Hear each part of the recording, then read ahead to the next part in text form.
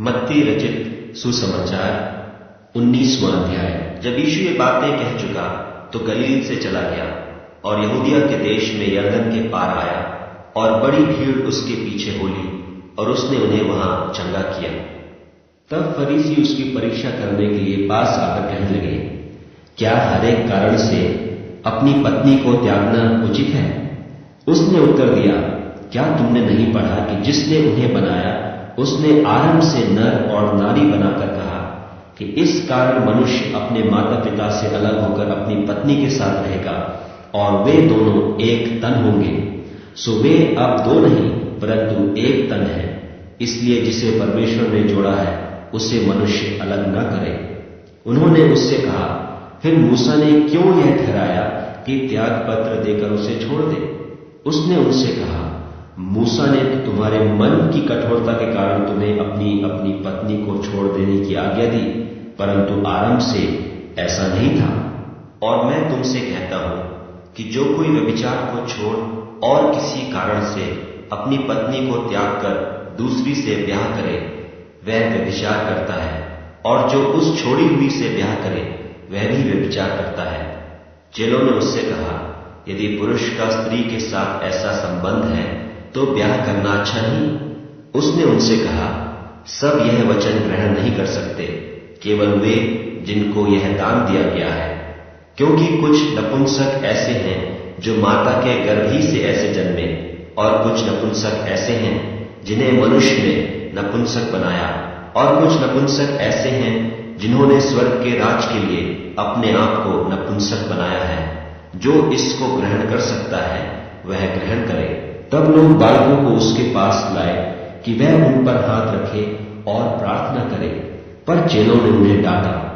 यीशु ने कहा, बालकों को मेरे पास आने दो और उन्हें मना न करो, क्योंकि स्वर्ग का राज्य ऐसों ही का है।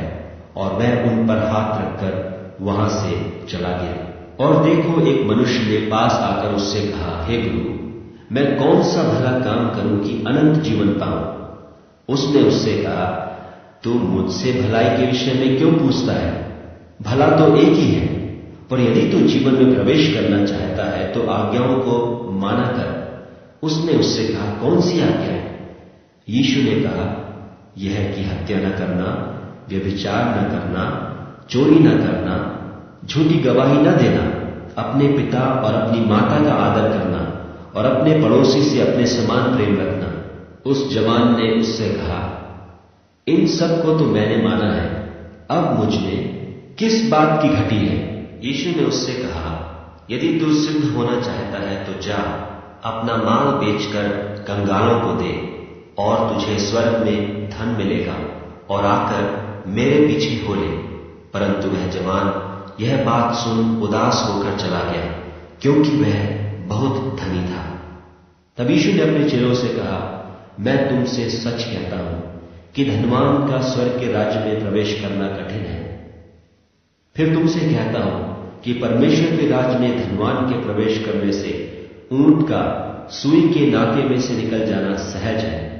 यह सुनकर चेलों ने बहुत चकित होकर कहा, फिर किसका उद्धार हो सकता है? यीशु ने उनकी ओर देखकर कहा, मनुष्यों से तो यह नहीं हो सकता, परंतु परमेश्वर से सब कुछ हो सकता है। इस पर पतरस ने उससे कहा कि देख, हम तो सब कुछ छोड़ के तेरे पीछे हो लिए हैं, तो हमें क्या मिलेगा? यीशु ने उनसे कहा, मैं तुमसे सच कहता हूं कि नई उत्पत्ति से जब मनुष्य का पुत्र अपनी महिमा के सिंहासन पर बैठेगा तो तुम भी जो मेरे पीछे हो लिए हो 12 सिंहासनों पर बैठकर इस्राएल के 12 गोत्रों का न्याय करोगे। और जिस किसी ने घरों या भाइयों या बहनों या पिता या माता या लड़के बालों या खेतों को मेरे नाम के लिए छोड़ दिया है, उसको 100 गुना मिलेगा और वह अनंत जीवन का अधिकारी होगा। परंतु बहुतेरे जो पहले हैं पिछले होंगे, और जो पिछले हैं पहले होंगे।